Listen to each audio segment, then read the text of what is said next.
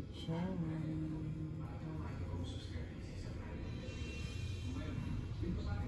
Masarap po sa kape. For merienda or for yung iba, breakfast daw.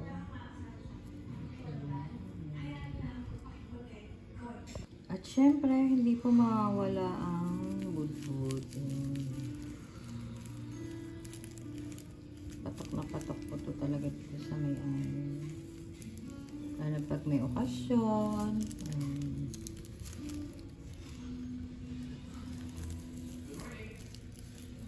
Ano pong tawag sa inyo niyan? Dito sa amin, sa Batangas ay tamales.